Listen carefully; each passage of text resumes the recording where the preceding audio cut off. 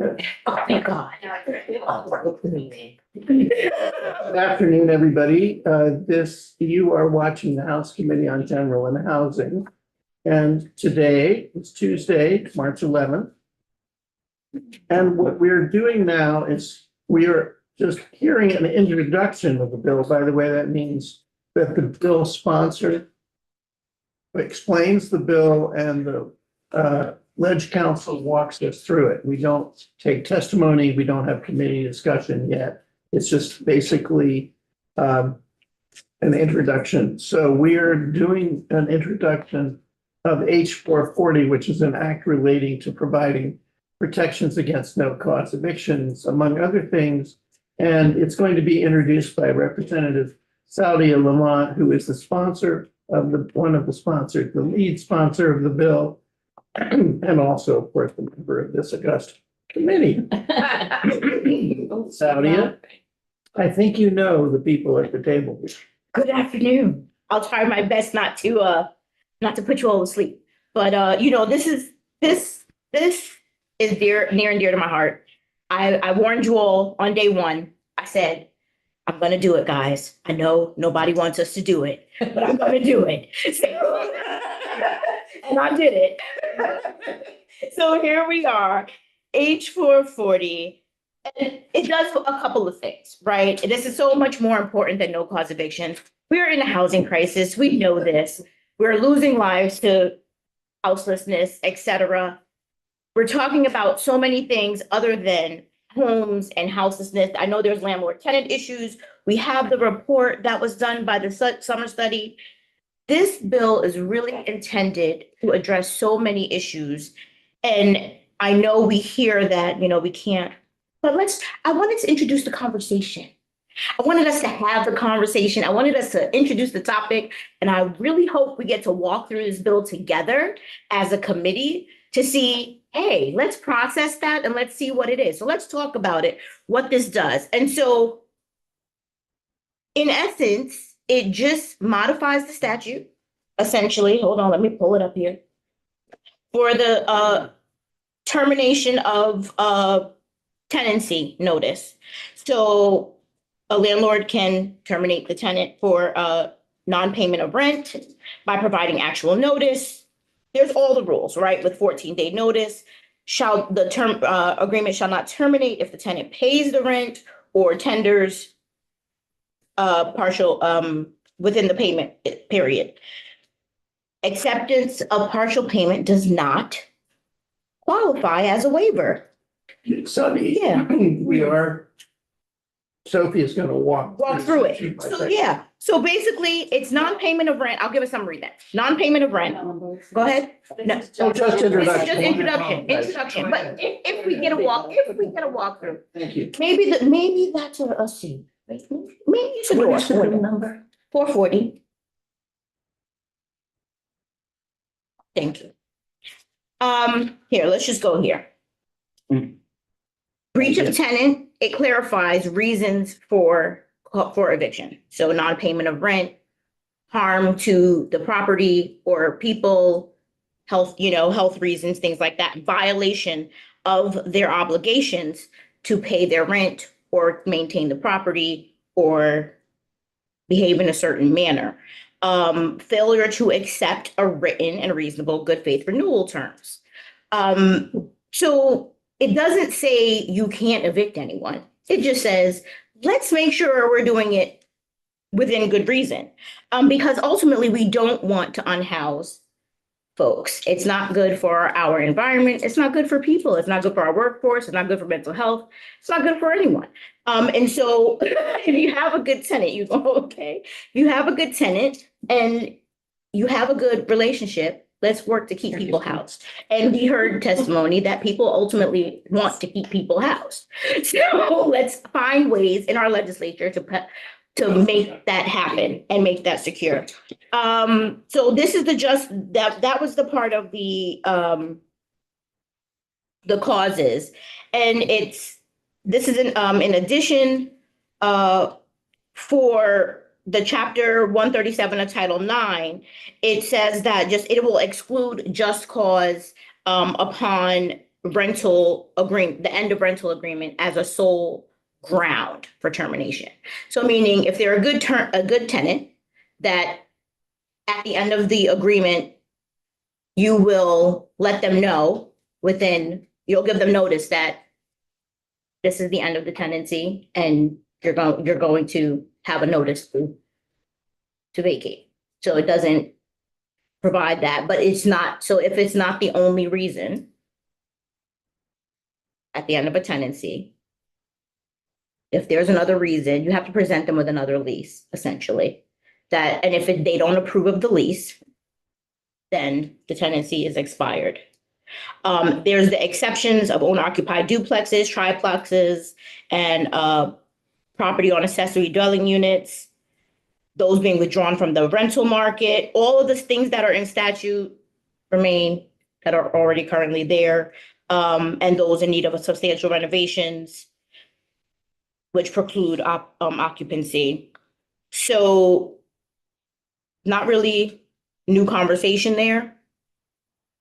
Just in there as statute. There is the new thing that is in there is the 6-month probationary period after the initial occupancy, until just cause takes effect. And we've heard, when we hear testimony, we hear like problems usually arise within 4 to 6 months. And so I said, okay, well, we hear from landlords that no cause is all they have. When they can't get people out, that's what they need. So, okay, let's give it to them. You have within that first 6 months trial period, if it's not working out, it's not working out. You still have to give a notice. Not, and so you do still have to give a notice, but that was like the caveat, the way in.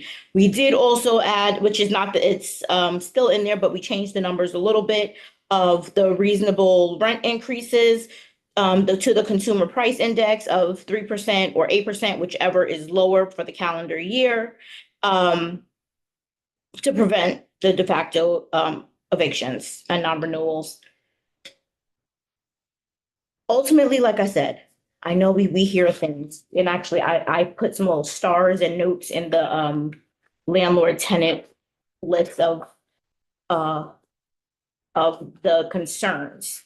So I want folks, if we take this up, I know this is just an introduction, which is all I wanted. I wanted to bring up the conversation. I wanted to talk about, if we're talking about housing, then we have to talk about how do we stop the crisis of people becoming houseless. We're saying, okay, well, we have to prioritize people like exiting homelessness. Well, how about we talk about the folks who are on the precipice of becoming houseless and prevent that from happening, so we can mitigate sort of the pool of people that are entering that pool, so that we can reduce the resources needed to rehouse people experiencing homelessness on the back end. And I understand this has a lot to do with the Judiciary Committee. We talk about the court systems. I don't know maybe that's the next step, is to add a bill that can expedite the court process or create a separate court. I don't know, to help expedite the, housing things. That's a good idea. But ultimately, I think this is a good starting point. I wanted us to have the conversation as if we're going to talk about housing, we're talking about housing construction, we're talking about prioritizing people exiting homelessness. Let's also talk about keeping people housed and the ways in which we can do that to benefit our economy, our housing market, our workforce development, and ultimately people's mental health. Because I don't know if y'all know, I'll share with the committee, I'm a person who's experienced chronic homelessness in the state of Vermont. And not because I'm a bad tenant and not because I don't pay my rent, just because, one, they sold the building and I had to move out, not myself, but the 3 families were displaced. And, it's exhausting. It is terrifying. It is cost consuming. And when you have your children in school and you're trying to commute from wherever you are staying, even if it's in another county, if that's all you have, the effects on everyone are just devastating. So how can we work together to have this conversation, to say, okay, what can we do? We hear it loud and clear. We see it. It's on the streets. It's not invisible. It's there. What can we do? I'm ready for us to take these reports, take everything we've heard, and let's try to find Let's meet a middle ground and take some action. Whether it's this, whether it's a version of this, let's do something because I'm all about action. That's my spiel. Thank you. Thank you very much. Thank you. I just connected with this, but not really part of this. I should let you know. During my testimony for House appropriations, which went fine, in which I went over all our letter and all of our proposed appropriations. I did mention that our committee had essentially not addressed fully the landlord-tenant issue because I was asked at this time. That it was out there, we knew it was important, and that we just felt that we weren't going to do it before crossover.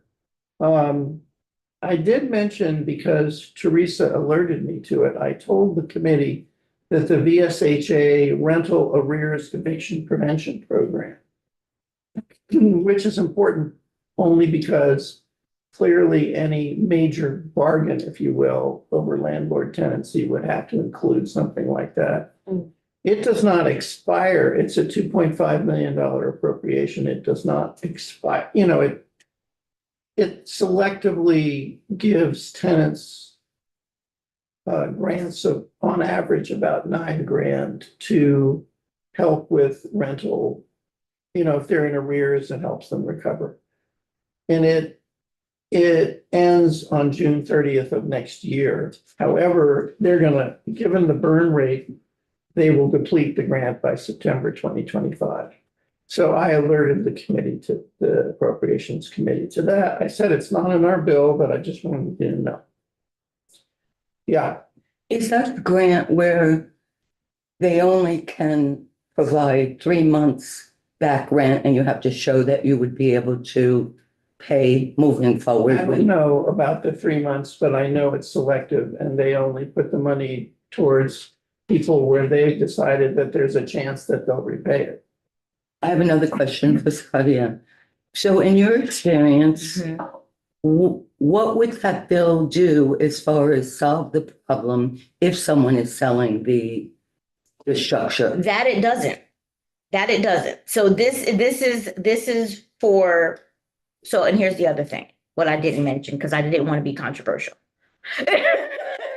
So it doesn't solve, no, it's okay. It doesn't solve that problem. And Cam is here, can correct me if I'm wrong, but, Cameron, sorry. And, so what it does is, there are some landlords, I have friends that are landlords, and they have told me flat out, they very much so interpret the law that they can evict anyone at any time for any reason.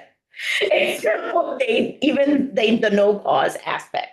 And so that is what this is really focusing on. It doesn't really help the for sale, but what it does help is when someone just wants to move someone out to raise the rent, or, you know, just because they just don't want to, for no reason, right? We heard testimony from someone who experienced, who is currently experiencing, what did she say, 4 times she had to move recently. And so it's to prevent situations like that, where people are paying their rent, they're in good standing, and we want to keep them housed. That's where this is. It doesn't really stop if someone's selling the house. That's one of the precursors. If they're taking the house off the market, or if it's for sale, we're still going to be in this situation. It doesn't really help that. So I'm going to play devil's advocate here as far as landlord tenant. Yeah. Is there equal attention to both as far as you mentioned something about raising the rent being raised a certain amount? So what if the expenses for the landlord who has to pay the bills are above that? Well, and that's why we put the caveat in there. So they just give a new lease. They raise, if they're raising the rent within the reasonable portion, just present a new lease, and the tenant has the right to refuse a reasonable. So lease. that's my That was point. in there. So the tenant has the right to refuse, but then the landlord doesn't have the right to refute. And like I said, I'm playing devil's advocate. I think what we need to do, this is just a walkthrough. In other words, these are exactly the kind of issues Mhm. you're raising that we would have to take up when the bill itself is taken. So I think, particularly in light of the time, if it's all right. Very good. I think we've done the introduction. And Yeah. thank you so much. Thank you. Thank you for listening. And I was. You're welcome. Our next, we are going to hear an introduction and a walkthrough of H 295, an act relating to payment of vacation leave upon separation. And Representative Will Greer is the sponsor, and we'll start. And Sophie Zadney is the legislative counsel who will do the walkthrough. All right, thank you so much, Mr. Well, Chair. I tell you what, you haven't appeared before, have you? I have not, so Okay. for the rec, We'll introduce ourselves and then you can introduce yourself. I'll take the way. yeah, Emily Krasnow, Chittenden 9 South Burlington. Representative Sadia Lamont, from the Washington District. I'm Elizabeth Burrows, and I represent Windsor One, which is Heartland, West Windsor, and Milton. I'm Mary Howard and I represent Rutland City District 6. And I'm Gail Pezzo, and I represent Chittenden 20, Colchester. Hi, I'm Debbie Dolgan. I represent St. Johnsbury, Concord, and Kirby. Hey, Tom Charlton, Athens, Chester, Grafton, and Winter. Joe Parsons, Newbury, Topsom, and Brock. Hi, Lenore Dodge, Essex and City of Essex Junction. Ashley Barley, Fairfax, Georgia. And I'm Mark Mahaly, Callis, Plainfield, and Marshfield. So, would you like to introduce yourself? first of all, it's lovely to meet everyone. I'm Will Greer. I represent Bennington and the villages of North Bennington and Old Bennington as well.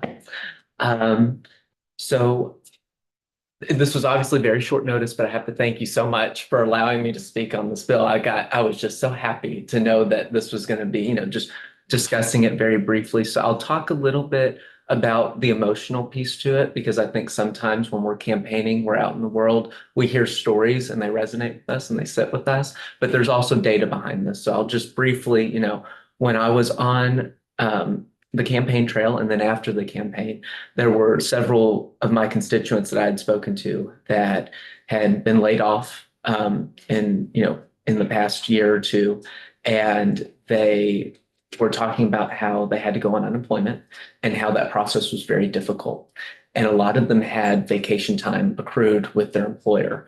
One case, a woman in my district, she was owed about $4,500 in vacation time.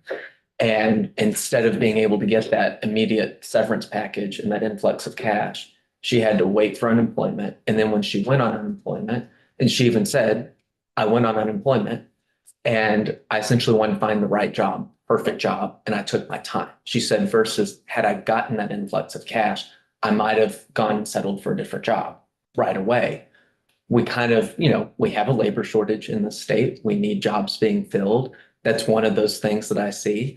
We've also talked a lot about, earned wages and whether or not someone's earned that vacation time or not. I'm under the camp of they've earned it. They've worked for a period of time, and they should receive that when they get their severance. And so there, like I said, I think I had about 8 people in my district that had said that in some way, shape, or form. Some it was smaller, like 500 or 600. And then we had this, very large, unusual case. And of course, it goes down to, the employer as well. Most employers are going to honor that agreement. But this is really making sure that every employee in the state of Vermont has that opportunity. And just to, talk about how it's not just an issue in Bennington, it's really elsewhere. Representative Nelson, when I mentioned this story to him, he had mentioned a very similar story that happened all the way up in Derby.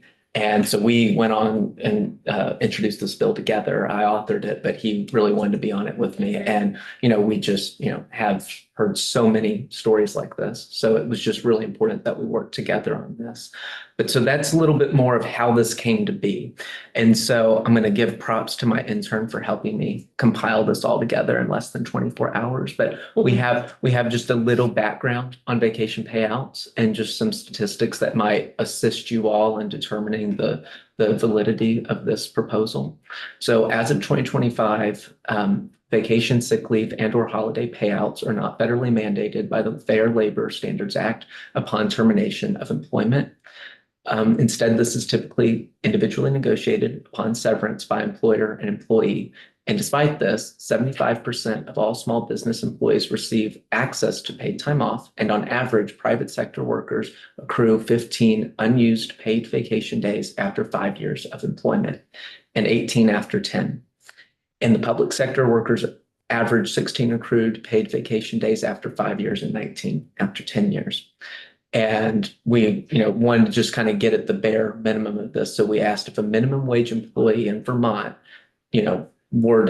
how would they be impacted by this? And so we found that they accrue nationally. We don't have a specific statistic, but accrue about 11 days of PTO after working 1 year. And then if they were to be terminated from their employment, they would lose about $1,200 worth of unutilized PTO upon their firing. And this total increases to over $2,000 if that same employee worked for the same company for 10 years. So again, a long-standing employee probably has been very hardworking, has done their due diligence, has earned their wages and their time off, and they get terminated and lose that. But this is also a very common policy in California, Colorado, Illinois, Indiana, Louisiana, Maine, Massachusetts, North Dakota, and Rhode Island. Employers must pay out accrued vacation time upon termination of employment, and specific language around defining vacation time as part of that earned wages category. That's kind of unique. The same thing as well with the employer-specific setting of use it or lose it policies, and whether or not the requirement extends to resignations really gets determined in bodies like this. So, businesses will calculate PTO very differently, but the point of the legislation decides how the accrual will be calculated, and just making sure that it gets paid out. Just a few statistics, and then I will turn it back over to the committee. But 62% of people in the United States think that paid time off is extremely important, not just important, extremely important. 88% of full-time employees had access to paid vacation in 2024, but 46% of workers don't use up all their PTO during the year. And the biggest reason cited for this was that 43% of those cited a heavy workload for being the reason they didn't take PTO. And 56% of employers do cap unused PTO. So there's, it's not unlimited. And then where was the other? There was one more. Oh, this was the very interesting one. I wanted to throw this in there, but I really heard this from private sector workers primarily in my district that got let go. But the profession that least likely guarantees PTO is public teachers. Public school teachers, and only about 53% of them have access to it today currently. So I hope that you guys will take some of that into consideration. Stop talking. I'll turn it over for any questions. Yes. I have a couple of questions.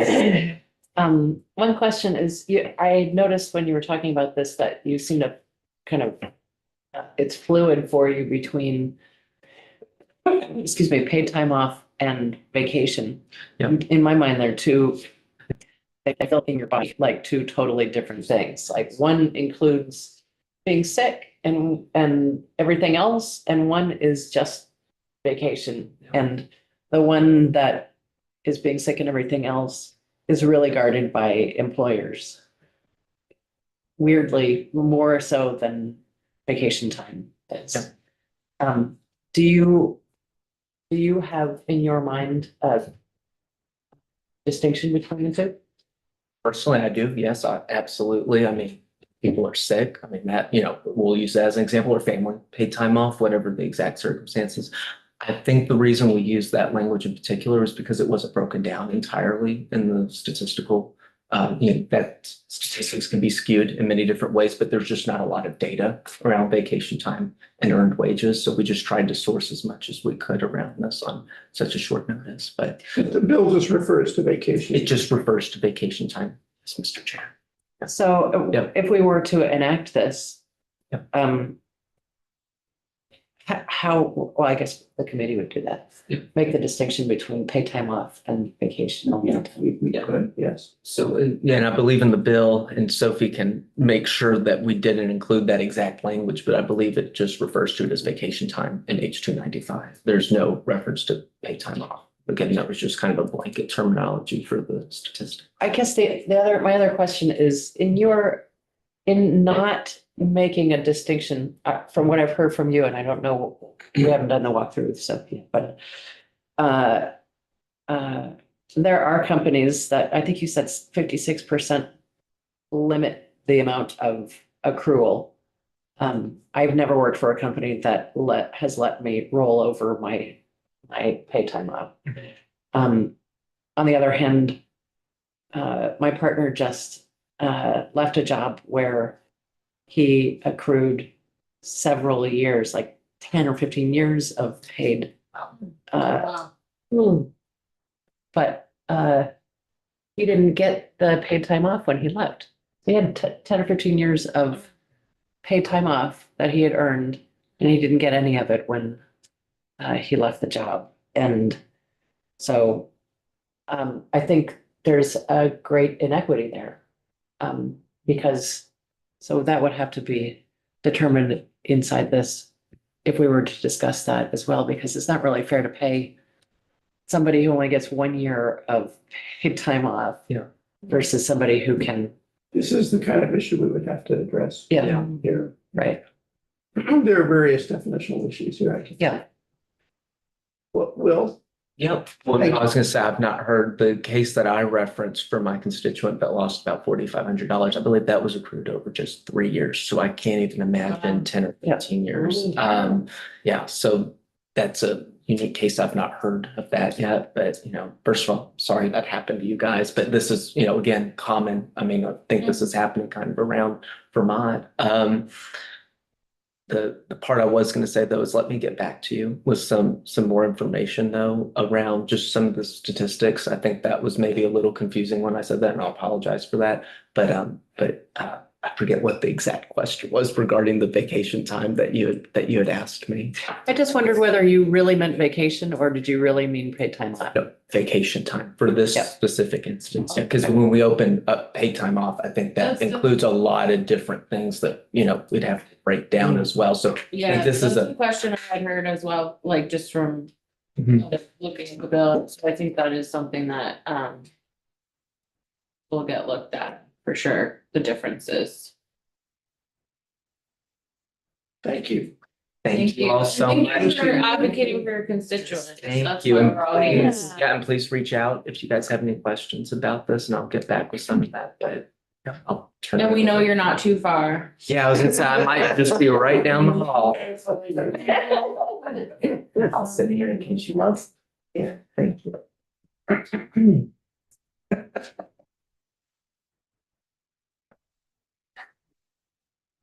Good afternoon, Sophie Zadatny with the Office of Legislative Counsel. So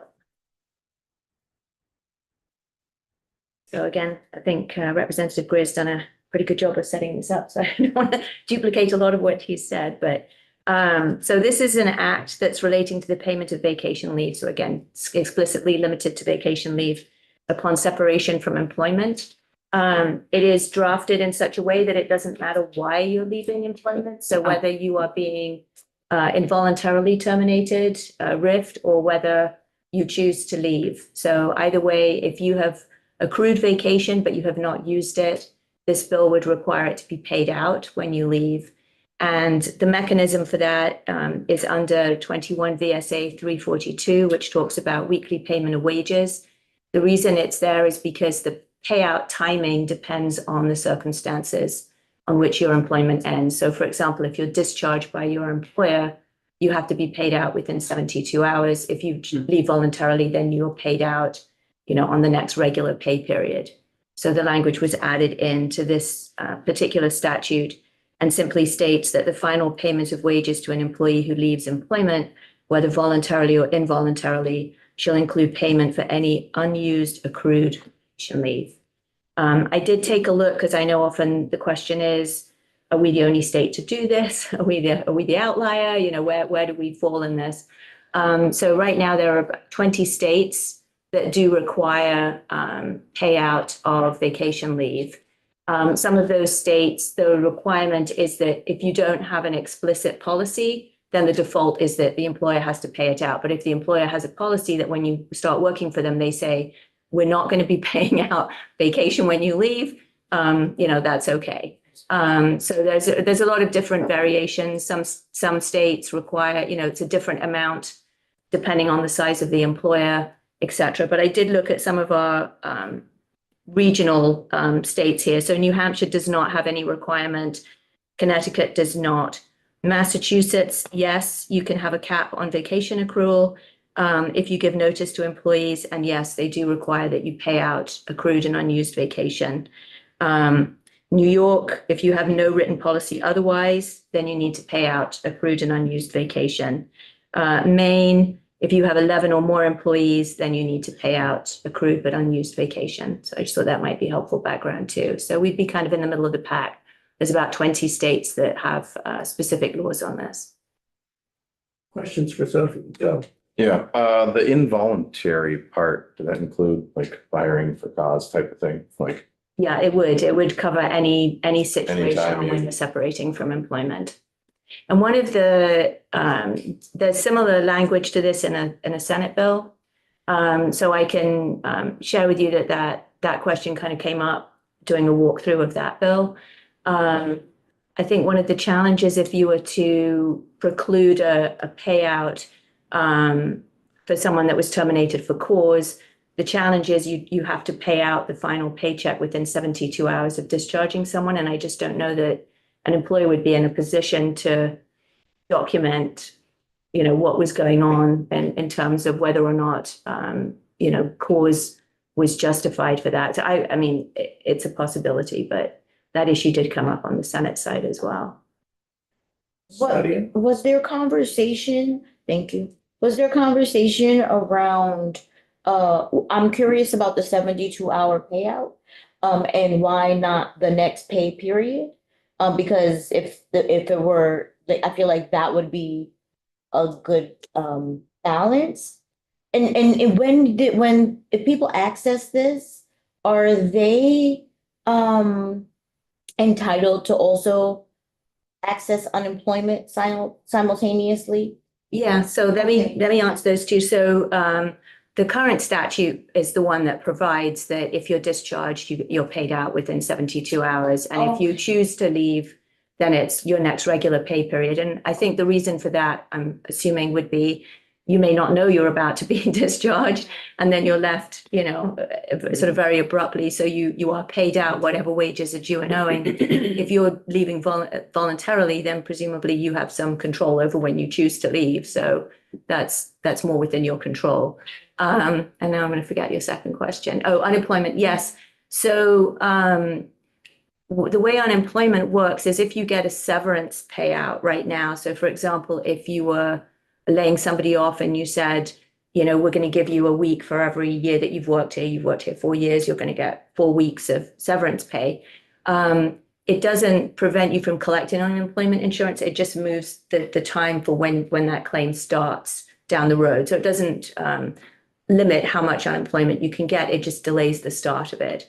So I think one of the goals here would be, and I know this, and Representative Greer can certainly weigh in on this, but was that this might actually help on the unemployment side, is that if somebody is, you know, and again, if they were receiving several weeks worth of vacation that they'd accumulated that they were being paid out, they may have sufficient time to get another job, you know, during that time period, and then they wouldn't even need to file for unemployment. That was, there's a train of thought policy. That was part of that. Yep, Representative Greer, for the record.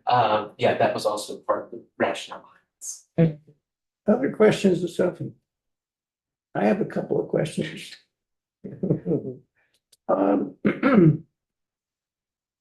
Do you happen to remember whether any of the other statutes dealt with the question of what accrued means?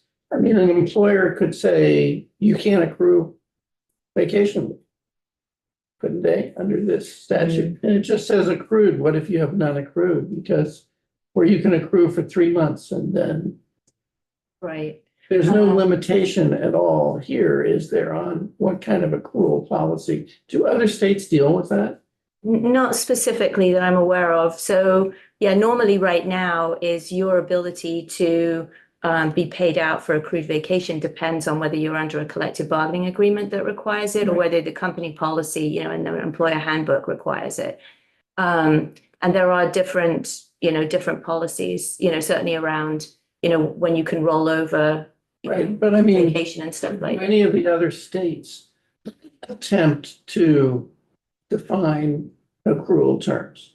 Or is it just up to it's contractually up to the? Right. Yeah, if somebody has, because some employment you don't earn vacation, right? So, but if you work for an employer, I think part of it is also the surprise piece because a lot of the focus of other statutes is if you've given notice to somebody when they're hired that you will not pay them out when they leave, then they're on notice. And I think the goal is to make sure that people just know going in, so they're not surprised to what Representative Burrows was saying. They're not surprised after 10 or 15 years where they've accumulated, in their mind, they've accumulated a lot of vacation anticipating that it would be paid out and then find out, no, it's not going to be paid out. So I think that a lot of the other policies in other states are really geared towards making sure there isn't a surprise for employees, that they know what the terms are, that if they've got accrued vacation, it may be an incentive to use it, because if you don't use it, you're going to lose it. So, yeah. The other question I have is, am I right that some employers now have gone to a model where they don't separate sick leave, any kind of leave, and sick and vacation? They just say, you just have so much time altogether. Right. How would that work with this length? Yeah. So, there are employers that do that. It's a combined time off. So it's just CTO time. So whether you're using it for sick or you're using it for vacation, it's not designated that way. The way this is drafted, I would anticipate that Vermont employers would need to determine how they're going to handle that. It's not addressed explicitly in what's proposed here. But one could address it. Yeah. I mean, there are some employers that have unlimited vacation, so they would need to figure out how they would handle that if this were to become law. Any further questions of Sophie by the committee? Great. Thank you very much. Yeah.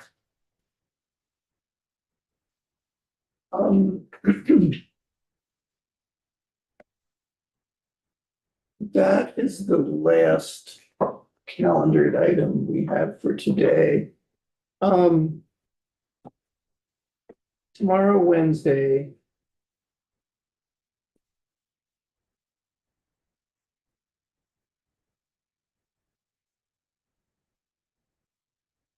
We're beginning to take testimony on H461, which was introduced today and by Emily at 10 o'clock. The question is, what's going to happen at 9? I think, and I'm asking you, Golly, that the answer is nothing. Well, What could we do? we could have James Duffy from JFO go over the fiscal note for Perfect. the housing bill. Okay, Um, is he available? All right, so we will meet at 9 tomorrow. At 10, whatever we're doing at 10:30, I'm gonna have to go. Because we have a walkthrough of the bill, of the appeals portions of the bill in environment. And then in the afternoon, essentially, we have House floor. I think we may have a walkthrough of the revised bill after floor, but we'll know tomorrow. Okay, so in sum, we want to be here before 9 and convene at 9. And I guess that's it. Is there any comments or concerns of the committee right now before we adjourn?